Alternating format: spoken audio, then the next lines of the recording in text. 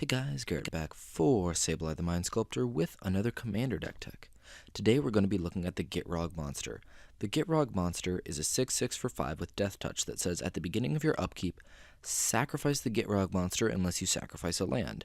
You may play an additional land on each of your turns. Whenever one or more land cards are put into your graveyard from anywhere, draw a card. So note the wording whenever one or more. That means if you mill off like 3 lands from the top of your deck somehow, that's not going to give you 3 cards. That's just going to be 1 card because they were all put in at the same time. However, if you do something that kills one of your lands and then you also mill a land as a consequence, that's fair game and you're going to get 2 cards off of that. So I'm going to start just looking at a few of the cards that should be in the deck but aren't because of budget considerations, because this deck is semi-budgeted. It's like $200 in paper, but the place that I really built it for was MTGO, where it's about 80 ticks right now. So the budget considerations are City of Traders, which is a land that builds your mana and gets sacrificed whenever you play another land, and that's pretty huge in the Gitrog Monster. It does a lot of things you want. It ramps and it draws you cards eventually. Crucible of Worlds, which is a 3-mana artifact that lets you play lands from your graveyard, and Strip Mine, which is just a more expensive land that sacrifices for value. So now that we've got that out of the way, let's start looking at the deck. I'm going to warn you guys, it's going to be a longer deck tech than normal because we are going to have to look pretty extensively into the land base, which just means more cards overall, so buckle up. Starting with cycling lands, we've got all of the cycling lands that we could get, including the 2-mana cycling deserts. We're running a few other desert synergies in the deck, so I guess that's good. We've even got Ash Barrens and Blasted Landscape, the colorless cycling lands.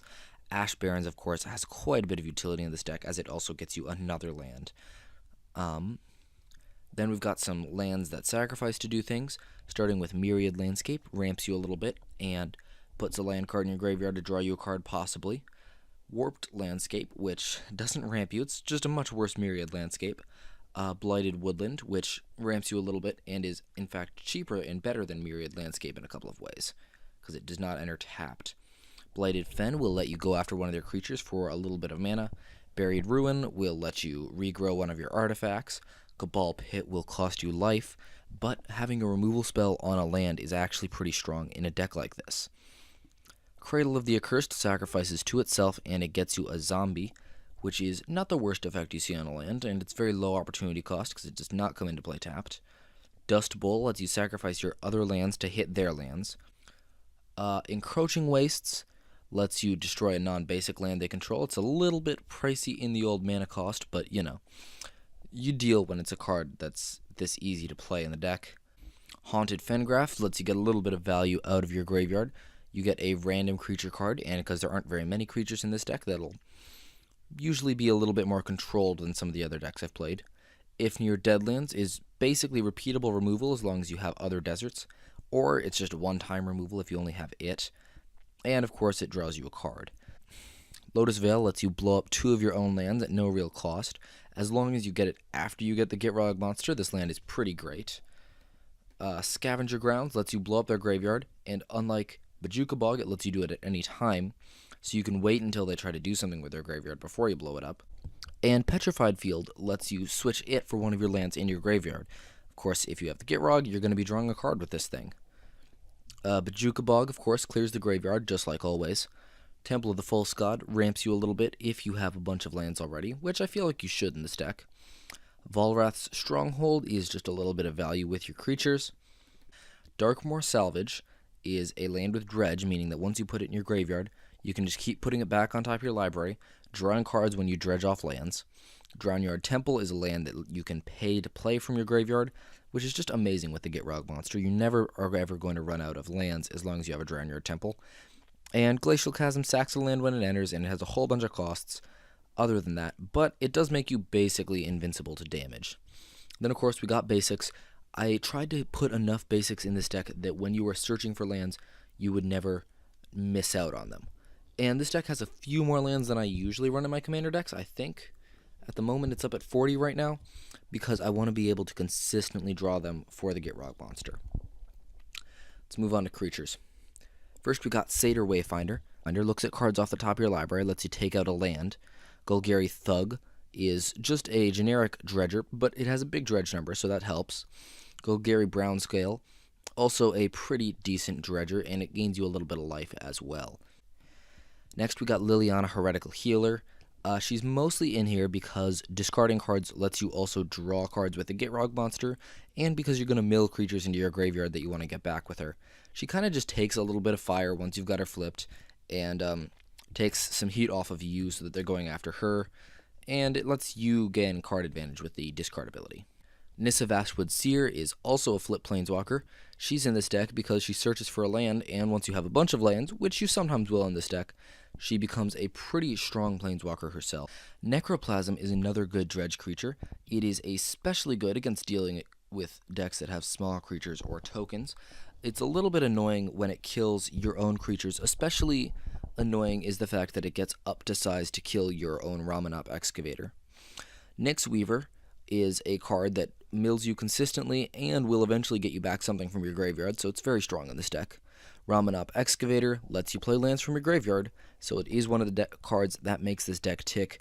You definitely want to use your protection spells and stuff on this because it's a very important card in the deck. Stinkweed Imp, big numbers dredger, also a very, very annoying blocker in the air. Centaur Vinecrasher, persistent threat, and it gets bigger and bigger as the game goes on, with a pretty good mana cost of 4. Gamekeeper's in here because he mills you, and because we have some pretty good hits in the deck, as you're going to see in just a second. Genesis is really just a strong creature. You can keep bringing back the same couple of cards, and it's really good. Titania, Protector of Argoth, of course is important in a deck where you're sacrificing lands. Not only does she get you one back, but she also just gives you a benefit for every land that you sack to the Gitrog Monster. Golgari Grave Troll is the biggest number dredger and obviously just a huge threat in any game of Magic. Vengeful Pharaoh is kind of in here to synergize with all the dredge we're running because he's great to have in your graveyard. And you can also discard him to your Liliana Defiant Necromancer if it comes to that. Dread is in here because I didn't want to run the same black win cons that I always won, and I thought it would be cool to mix it up with a card like this that is a recursive threat. We're going to be getting to it a lot in a deck with this much filtering. Bane of Progress is a huge thorn in the side of artifact decks, which I didn't really want to devote a lot of slots to fighting, so I thought that this was a good compromise, being able to have this guy, which is so huge and good at dealing with them all at once. Rampaging Baloths is just an amazing creature with all the landfall we're going to be hitting. Vigor is in here, again, because I didn't want to run out the same win cons I've shown you guys every week. I figured that Vigor would be a good way to mix this up, and Vigor is going to end up in your graveyard a lot with all the dredging we're doing. And then we've got Ulamog the Infinite Gyre. Ulamog is in here to make sure we don't mill out. It's kind of a good precaution. It's in here because self-mill decks don't like fighting mill decks. I know that sounds dumb because if you realize that milling is happening, you can just stop self-milling and they're going to do your job for you. But call it paranoia, I like having an Ulamog in decks that are going to crack at their own library at all. So, let's move on to the artifacts. Not a ton this week. We've got Soul Ring and Expedition Map at the low drop slot. These are both really broken. Soul Ring, of course, as I'm going to say, every commander deck I make should be banned.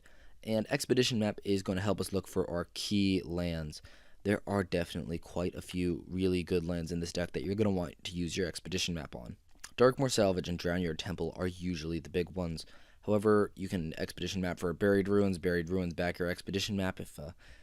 If nothing else, it's cute. Golgari Signet is pretty much the only non-land ramp other than, the ubiquitous Soul Ring that we have in this deck, but I love Signets. Lightning Greaves and Swiftfoot Boots just for a little bit of hexproof to put on our dudes. Animist Awakening is a great way to power out a whole bunch of lands. Once you've played your Gitrog Monster, you can be doing this for X6, X7, and if you actually hit like 5-ish lands off of this, it's a huge card, especially if you're actually untapping those lands with its second effect. That's amazing. Edge of Autumn is a good way to not only be able to ramp early in the game, but also get a land in your graveyard later on in the game. Commune with the Gods puts cards in your graveyard and lets you look for creatures that you need. Drown in Filth I thought was a pretty interesting removal spell that can usually replace itself and gets around indestructible. Golgari Charm is just a great answer for a lot of things that are going on. I especially like the regenerate each creature you control effect. That seems minimal, but I promise I've used it all the time in my Hana and Rayhan deck to save my whole board of dudes, and it feels really good, especially when your opponent is wiping everybody's board and your board ends up completely untouched. Farseek doesn't have a ton of utility in this deck other than getting your swamp when you only have green. Grizzly Salvage, of course, is just a great card in decks like this. Lets you search out what you need, and it dumps a whole bunch of cards in your graveyard. Rites of Spring lets you dump all the lands in your hand and replace them with a whole new bunch of lands. Mulch lets you get a whole bunch of lands into your hand and pitch a bunch of non-lands into the graveyard. Rampant Growth is just a good card. Not much more I can say about it. Cultivate falls in that same little thing. Cultivate falls into that same little slot, except that with Gitrog Monster, the chances are even higher that you get to both get a land in your hand and play that land. Sylvan Scrying gets you your specialized lands, your Drownyard Temple or Darkmoor Salvage. Harrow lets you ramp and get rid of one of the lands that you have. It's really good for this purpose. Primal Growth lets you get your land untapped. I don't think this should be in this deck. I left this in. I think it's a mistake. You guys should probably replace it with something else. Kodama's Reach is the same story as Cultivate. Putrefy is a good general answer. It kills a creature or an artifact, which I find very useful. Hero's Downfall kills a creature or a planeswalker. Also a very useful effect. Not many people play a ton of planeswalkers in EDH unless they're playing Super Friends, but when people do and the table is unable to answer them, it's really catastrophic really quickly. Realms Uncharted is a huge card in this deck. This is the ugly stepsister of Gifts Ungiven. Not nearly as good, but very good in this deck. Explosive Vegetation lets you search for a couple of lands. Worm Harvest is one of the biggest win cons in this deck. It lets you get a ton of worms, and it lets you discard lands to get even more worms in the future. Hour of Promise doesn't specify basic lands, and it's a land searcher, so that's pretty much an auto in a deck like this where the lands matter. Life's Finale is a very fun board wrath, I think. Very good against combo decks because you are able to take out their good pieces. Necromantic Selection lets you wipe the board and still have a Gitrog Monster. Verdant Confluence is just a pretty good general card. It does a lot of things that your deck wants. Returns permanents, puts 1/1/1 counters on creatures, or it lets you search your library for a basic land card. I've actually beaten people down with my Gitrog Monster after Verdant Confluencing it. It was a situation where Gitrog Monster was the only card on the board after a Wrath, and I just Verdant Confluenced and pumped it up to a 12/12, and then killed somebody in 2 swings. It was a pretty great game. Then just a few more cards left. Phyrexian Arena and Rites of Flourishing let you draw extra cards, and Rites of Flourishing lets you play extra lands. Only issue, it lets your opponents do this as well. Foster mills, so it's good, and there are only a few pretty high-value creatures in the deck, so Foster is very good in that regard too. Nissa Vital Force and Nissa Worldwaker, both pretty good includes in this deck. I thought Vital Force's ability to make a land that they actually have to deal with immediately was nice, as well as its ability to return a sacrificed land to the battlefield if you need it. And Nissa Worldwaker, of course, is just amazing. Untaps 4 forests. That's so much ramp so quickly. And making the lands into creatures permanently, of course, is very strong. Last but not least, we got Deathbridge Chant. I just discovered this card recently. I think it's really cool. It mills you, of course, but that's not the main reason to play this card. At the beginning of your upkeep, choose a card at random in your graveyard. If it's a creature, put it onto the battlefield. Otherwise, put it into your hand. That is such a cool value engine. I really love this card. I don't know why I haven't ever played it before.